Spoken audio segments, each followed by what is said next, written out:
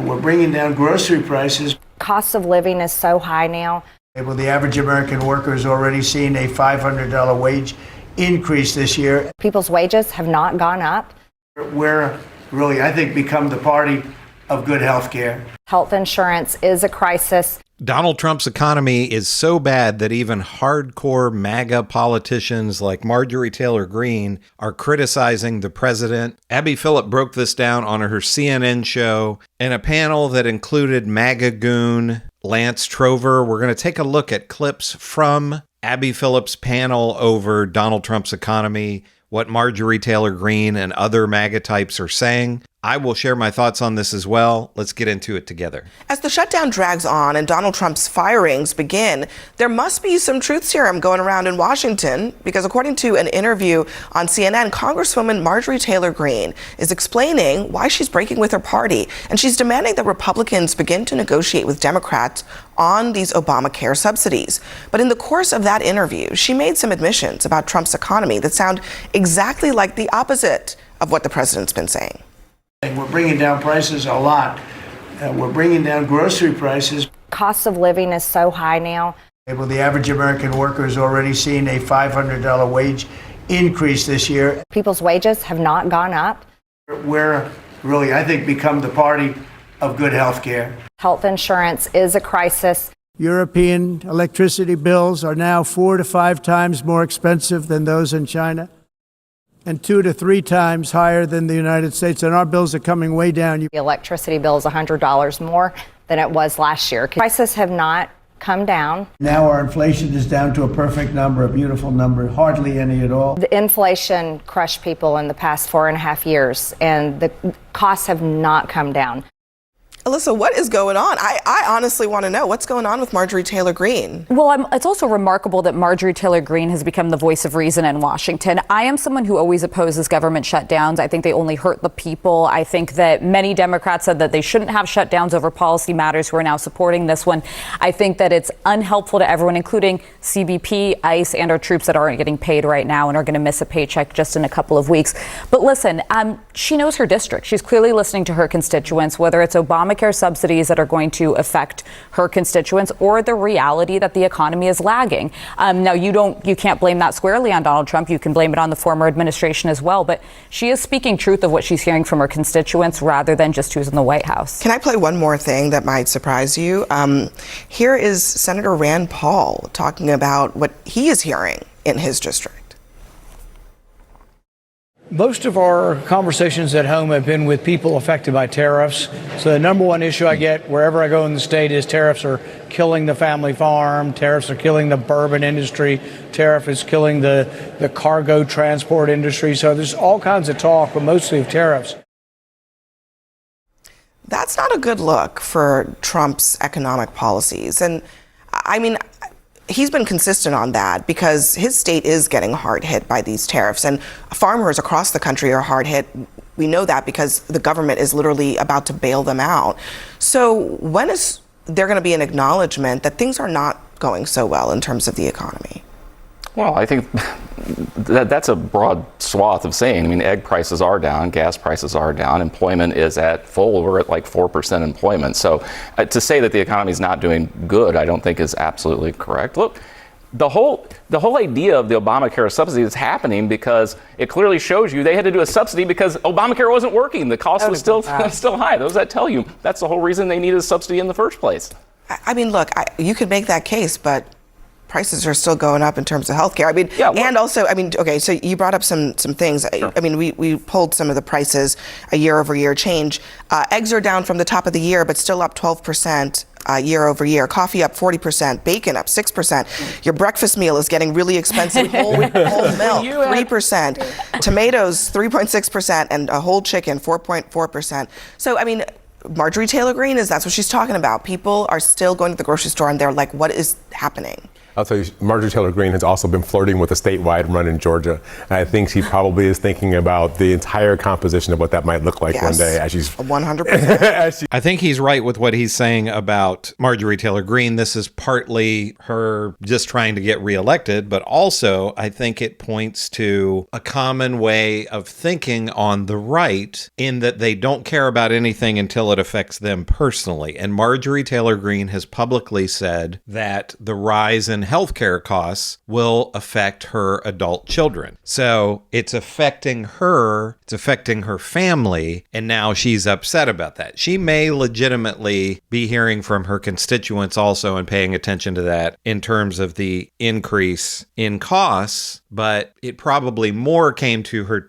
attention and more to Marjorie Taylor Greene's concern because it's affecting her kids. And that's what so often happens with MAGA types, right-wingers. You know, how many times have we seen politicians who were incredibly anti-gay and then their child comes out? And now they're, you know, we still have some that they're still anti-gay even after their child comes out, but we have some who then they change their mind. And in terms of what Trump is saying here, as far as the costs, we know he's a pathological liar, and also he has no idea what costs of groceries are. Donald Trump doesn't do grocery shopping. He, you know, if he's ever done grocery shopping in his entire life, it was a long, long time ago. Remember here recently, he acted like grocery was a word that he hadn't heard before, basically.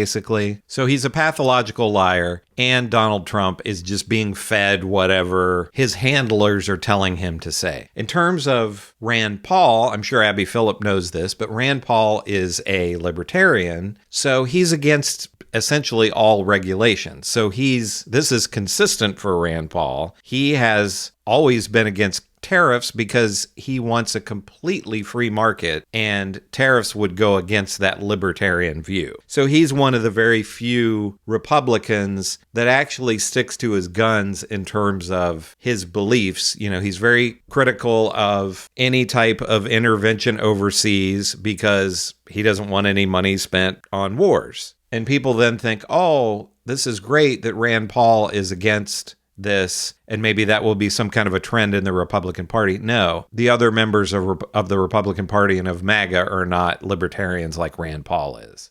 So this is no surprise that Rand Paul is against the tariffs, and this does not point to any way of thinking within the rest of the Republican Party. But again, I'm sure Abby Phillip knows that. Moderating herself here.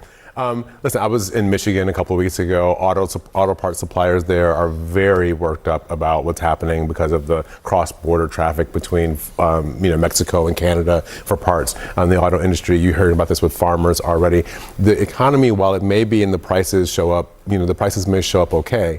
What's happening underneath, people are burning through the inventory that they had stocked up in anticipation of the tariffs. They're worried about the prices going too high. This is going to be a really tough next year. Every time I talk to a business person, what they say to me is, be prepared for 2026. It could be a rocky ride. Well, it's all the more reason we should lower interest rates, in my view, because that would spur business growth. Hopefully that's coming. Interest rates have gone down, but hopefully not enough. Hopefully they'll come down even further. The truth is the economy's terrible. As far as Marjorie Taylor Greene, even a broken clock is right twice a day, to be honest with you. So I'm excited to see her come to the middle on some of these, but this is more about self-preservation. You're right, she knows her district.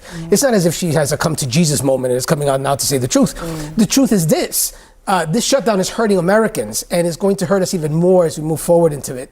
And she's begging the speaker, please come back in, open up the House, let's talk about it, let's figure out a middle path to find a solution to these subsidies, because these subsidies are important, because we're talking about the costs for these payments are going to double if we don't do something about it now, and those are her constituents. Yeah, and Georgia is one of the states that has dramatically increased their enrollment in ACA programs. So a lot of her constituents are getting those subsidies. But Alyssa, whatever happened to the days when if we were in a situation like this, you would have like a group of senators on either side, a gang, some kind of gang, come together. I mean, to solve, because it's never going to be the leaders that sort out these problems.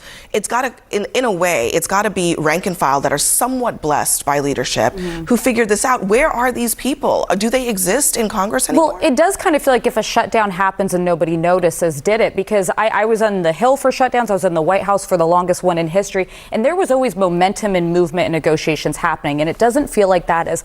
But what I think a prediction I'm going to make is this. Donald Trump's not a traditional conservative. He's not a Paul Ryan who's looking to cut entitlements. He's somebody who will be responsive to the needs of his voters. Just this week, the White House announced they're going to use tariff revenue to basically fund WIC, because WIC benefits women, infant, and children was going to expire in October. I think they're going to look for a way that they may be able, through executive action, to temporarily extend these Obamacare subsidies, because Trump's electorate looks very different than George Bush's electorate. Why do that when you could just cut a deal? Because why give the Democrats a win ahead of the midterm? Reopen the government. It's hypocrisy from the Democrats. Yes, deeply problematic for, I mean, I think you're right. That is deeply problematic. If you're in this world, this country, and you're like, what's going on in Washington? And they refuse to just make a deal, open the government. Would rather use executive action. Abby, the best conversation we've had all week has actually been between Mike Lawler and Hakeem Jeffries in the middle of. I don't know. That wasn't a great conversation. I bet you that's as close to a conversation as we've had between Republicans and Democrats to try to come and meet to a meeting point, as opposed to not conversing at all. Let's talk about the hypocritical nature of the Democratic Party here, though. For years, when they were in charge and Republicans wanted to cut a deal, no, we will only do a clean CR. That's how we're going to operate, because you will hold us hostage. Well, so the next vote would be like November 20th. That's we're only talking like a month for this deal that they want to do the subsidy issue in. So what comes on November 20th? What's the next deal? What's the next hostage that will be held for the Democrats? Well, let's be fair. This is driven by politics by the Democrats too. Chuck Schumer 100%. Sees AOC in his shadow. He's terrified of a primary. Hakeem Jeffries feels like he has to feel like he's fighting. They got so much backlash for funding the government last time. There is definitely politics. I think there are politics, but I've heard the AOC thing, right? And I get that she is an important figure, but I'm not sure AOC's future is just Chuck Schumer. Yeah. No, but Chuck Schumer believes that. I just think that I think that the bigger problem for Democrats is that the entire country, including Democrats, does not feel like congressional leadership is doing a single thing to fight for them, and they want people to fight for them. Period. So you shut down the government? I'm just saying. I'm just telling you. I'm not endorsing it. I'm just saying that is the view of just rank and file people, is that they're not fighting enough. And Abby Phillip is exactly right that the Democrats are not doing enough to fight. And it's going to be a really tricky situation for the Democrats, because if they would win in the midterms, they're going to have to do something while they're in there. It can't simply just be, well, Donald Trump is horrible and he's a fascist and blah, blah, blah, all of that. They're going to actually have to deliver something for the American people, or we're going to be right back in the same place in 2 years. That we see this continual pendulum swing where Republicans get elected, they destroy the country, they destroy the economy, they crash the economy. People elect Democrats to get in there and fix things. They don't do anything. Then we swing back. And in the Trump years, it's basically been, hey, we suck in terms of the Democrats, but you can't vote for the other guy because he's a fascist. And they've continued this game of just not doing anything, and not even now fighting against Trump. I mean, Trump is just steamrolling over the country. The Democrats aren't doing anything. So it is a tricky situation, as Abby Phillip brings up here, that they're not delivering anything for the people. I want to go back to what Abby Phillip also said about why not just make a deal in terms of the Republicans to open the country back up and allow people to have the ACA benefits. And of course, the MAGA guy, Lance Trover here, is saying, and Alyssa Farah Griffin a little bit as well, well, then, you'd be giving a win to the Democrats. And just think about what a horrible place we're in the United States. And it's been like this for a long time, so this is nothing new. But that instead of doing the right thing and trying to help out the people of the country, each side is concerned that the other side is going to get a win, instead of coming together and actually making people's lives better. It's just disgusting. But of course, you've got this Lance Trover, the MAGA guy here, saying, well, the Democrats are hypocritical and blah, blah, blah. I mean, come on. We see what the Republicans have done. He talks about the Democrats holding the country hostage. You know, we go back to when Obama was in office and Mitch McConnell kept Obama from getting a Supreme Court justice.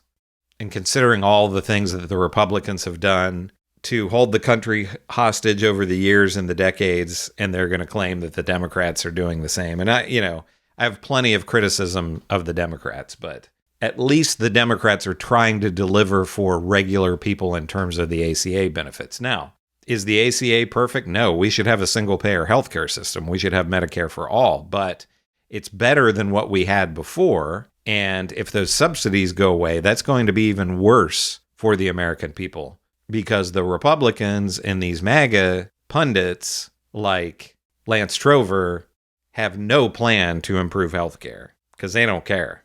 But let me know what you think about all this. Do you agree with what Abby Phillip had to say? Are you surprised at Marjorie Taylor Greene, how she is acting in all of this? Let me know in the comments what you think. Make sure to give me a like and subscribe. I'm Chris on Culture, and I'll see you in the next video.